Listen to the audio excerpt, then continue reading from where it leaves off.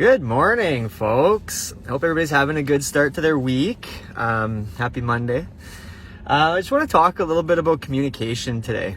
So, as we know, nobody can read our minds, and we can't read anybody else's minds.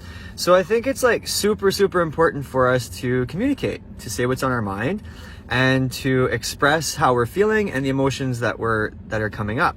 Especially when it comes to things that people do that trigger us. Obviously, we want to come across as like a really non-violent and compassionate way, right? Not like saying things sarcastically or raising our voices or getting angry, but just expressing ourselves in a super calm, collective way.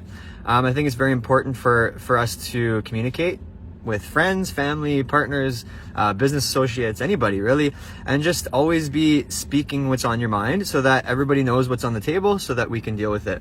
Now, the other side of the coin is receiving feedback when people express their emotions. So super important for us to not take that personally, right? Like when someone's expressing themselves, then they're just trying to let you know what's on their mind and let you know what emotions they're feeling and what needs they have as they move forward through the relationship or the communication process.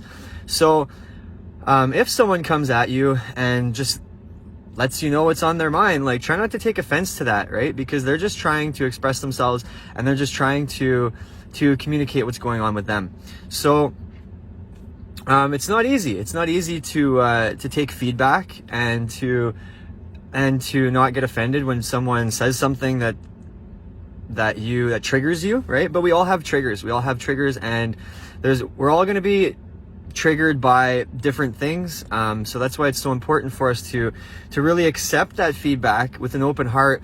And if it's something that you're saying that's bothering someone else, or something that you're doing that's bothering someone else, or not doing for that matter, then don't take offense to it. But for me, what I like to do is I just say, oh, okay, so I apologize for making you feel that way, and moving forward, I'm going to do my best to not make you feel that way. And it's pretty simple, right? But I noticed that it's really hard for a lot of people. I've had quite a few relationships in the past, like friendships and relationships in the past few years, that people have a hard time communicating. When I say that I'm feeling something or that something's coming up for me, they immediately get defensive and they want to defend their opinion and their stand. But really, it's like, I'm not trying to jab at you. I'm just expressing how I feel and what's coming up for me. And if we can have a mature conversation, then all I want to hear is like, oh, I apologize for making you feel that way, and I will do better. Because that's something that I do all the time. I just try to like completely disarm the situation and just like, oh, I'm sorry, I didn't mean to make you feel that way. Especially if it's someone that you care about. Like, you never mean to make them feel like bad about themselves, or trying to make them feel guilty or ashamed, right? You just want them to know how you feel, and so that you can both come to a compromise somewhere in the middle. And because as we know, relationships and communication, a lot of times we have to flex and we have to bend and we have to compromise, right? And sometimes this isn't very comfortable at first, but it's super necessary for the longevity of relationships. So so just going out there, just try to keep an open mind and open heart when people do express themselves, because they're just trying to communicate to you what they need as communication, or in a relationship, in a friendship, in a partnership, and they're not trying to offend you, right? We're just trying to communicate, and we just want to come to a common ground somewhere, right? If we're all adults, if we're all mature adults, we can really move through pretty much any conflict and compromise and meet halfway somewhere.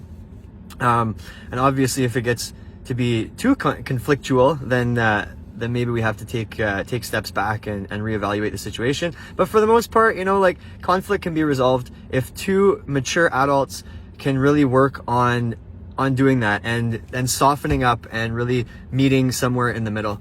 So yeah, I just wanted to put that out there because it's something that's really on my mind lately. Just